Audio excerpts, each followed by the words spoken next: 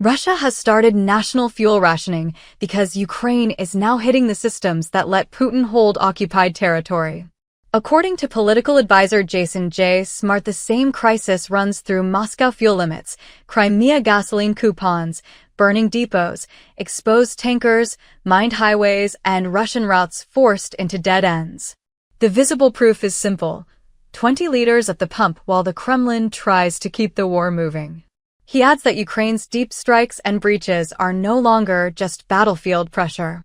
They reach the roads, depots, rail hubs, fuel sites, air defenses, and logistics arteries Russia needs to keep Crimea supplied and Donbass under pressure.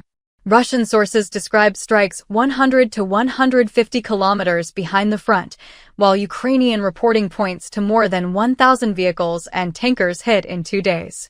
Emergency limits, firestorms, and burning infrastructure now belong to the same story. Russia's size once protected Moscow.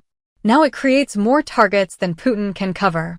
A war machine without fuel, roads, depots, and secure rear areas cannot hold occupation lines indefinitely. Recall, Ukrainian drones are hitting trucks on key roads in the occupied south of the country used by Russia as a land corridor to Crimea, posing a growing challenge to Moscow's ability to resupply its troops. The attacks are the result of a change in strategy by Ukraine thanks to its growing ability to produce drones with a range of 100 kilometers to 300 kilometers, so-called mid-range, able to hit Russian targets well behind the front lines.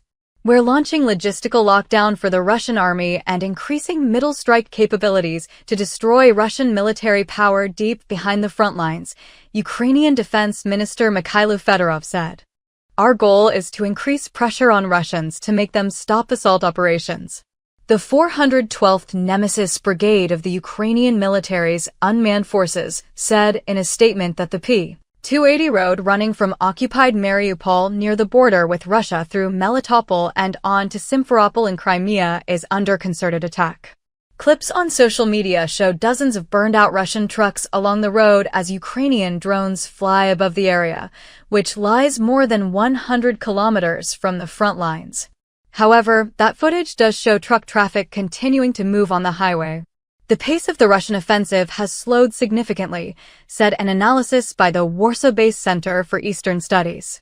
The Ukrainian attacks are a sign of the growing capabilities of Ukraine's drones, buttressed by increasing production, which has freed Kiev from relying on uncertain arms supplies from its allies.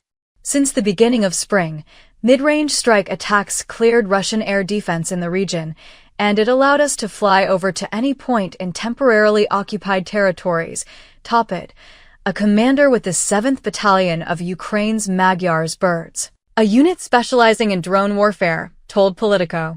Now getting to those highways is a matter of 1 hour for us, said Topit, identified only by his call sign.